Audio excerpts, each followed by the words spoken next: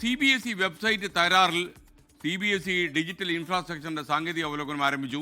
IIT മദ്രാസിനെയും അതുപോലെ IIT കാൺപൂരിനെയും വിദഗ്ധ സംഘം പരിശോധന തുടങ്ങി കഴിഞ്ഞു. ബൽറാം നെടുങ്ങാടി ഡൽഹിയിൽ നിന്ന് ചേരുന്നു. ബൽറാം, ഈ IIT മദ്രാസ് വിദഗ്ധരും IIT കാൺപൂർ വിദഗ്ധരും എത്തിയാണോ പരിശോധന? എന്തൊക്കെയാണ് ഈ പരിശോധനയുടെ ഫലങ്ങൾ? Very good morning SKN. CBSE 12ാം class പരീക്ഷയുടെ പുനർമൂല്യനിർണ്ണയവുമായി ബന്ധപ്പെട്ട് ഉണ്ടായ വിവാദങ്ങൾ അത് CBSEയെയും കേന്ദ്ര സർക്കാരിനെയും വല്ലാതെ തന്നെ ഉലച്ചിട്ടുണ്ട്. ഇതിന്റെ പശ്ചാത്തലത്തിലാണ് ഈ വിഷയത്തിൽ പ്രത്യേകിച്ച് വെബ്സൈറ്റിലുണ്ടായ സാങ്കേതിക തകരാർ അതാണ് കൂടുതൽ പരാതികൾ ഉയരാൻ ഇടയായ സാഹചര്യം. ഇതിനെ തുടർന്ന് നിരവധി പേർക്ക് ഈ ഉത്തരക്കടലാസുകളുടെ പകർപ്പുകൾക്കായുള്ള അപേക്ഷ സമർപ്പിക്കുന്നതിന് ബുദ്ധിമുട്ടുകൾ നേരിട്ടിരുന്നു. ഫീസുമായി ബന്ധപ്പെട്ട പ്രശ്നങ്ങൾ ഉണ്ടായിരുന്നു. തുടർന്നാണ് ഈ വിഷയത്തിൽ അന്വേഷണം നടത്താൻ IIT മദ്രാസിലെയും IIT കാൺപൂരിലെയും പ്രത്യേക സംഘത്തെ കേന്ദ്ര വിദ്യാഭ്യാസ മന്ത്രാലയം നിയോഗിച്ചത്.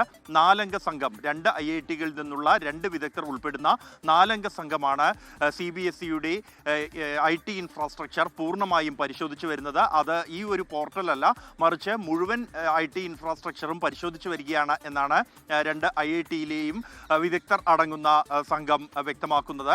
ഇതിന്റെ പരിശോധന പൂർത്തിയാക്കിയ ശേഷം ഒരു രഹസ്യ റിപ്പോർട്ടായിരിക്കും CBSEക്ക് സമർപ്പിക്കുക എന്നുമാണ് ഇവർ വ്യക്തമാക്കിയിരിക്കുന്നത്. ഇതുമായി ബന്ധപ്പെട്ട IIT മദ്രാസ് ഡയറക്ടർ കാമുകോടിയാണ് രഹസ്യ റിപ്പോർട്ടായിരിക്കും ബോർഡിനെ സമർപ്പിക്കുക എന്ന് അറിയിച്ചിരിക്കുന്നത്. നേരത്തെ തന്നെ ഇതിലൊരു സൈബർ അറ്റാക്കിന്റെ സാധ്യത തള്ളിക്കളയാനാകില്ല എന്ന് അദ്ദേഹം അറിയിച്ചിരുന്നു. എന്തായാലും ഈ പരിശോധനകൾ അടക്കം പൂർത്തിയാകുന്നത് വരെയാണ് ഇപ്പോൾ CBSE പുനർമൂല്യനിർണ്ണയത്തിനുള്ള പോർട്ടൽ അത് തുറക്കുന്നത് നീട്ടിയിരിക്കുന്നത്. ജൂൺ 1-നായിരിക്കും ഈ പോർട്ടൽ തുറക്കുക. ഇന്നലെ തുറക്കേണ്ടതായിരുന്നു, എന്നാൽ ഔദ്യോഗികമായി തന്നെ ജൂൺ 1-ലേക്ക് പോർട്ടൽ തുറക്കുന്നത് മാറ്റിയതായി CBSE അറിയിച്ചിരിക്കുകയാണ്. അതേസമയം CBSE കരാർ നൽകിയതുമായി ബന്ധപ്പെട്ടുള്ള വിവാദങ്ങളും രാഷ്ട്രീയ വിവാദങ്ങളും സജീവമായി തന്നെ ഉയരുകയാണ്.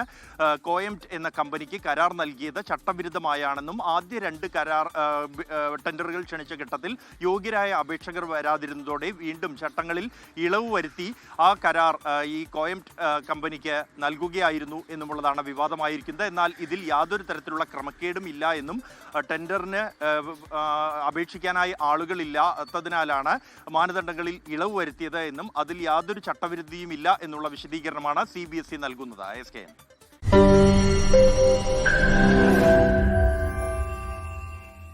ലോകത്തെവിടെയായാലും ഏത് സമയത്തും 24 വാർത്തകളും ഓഗ്മെന്റഡ് റിയാലിറ്റി പാക്കേജുകളും എക്സ്പ്ലെയിനറുകളും വിശദമായി കാണാൻ ഞങ്ങളുടെ YouTube ചാനൽ നിങ്ങൾക്ക് സബ്സ്ക്രൈബ് ചെയ്യാം.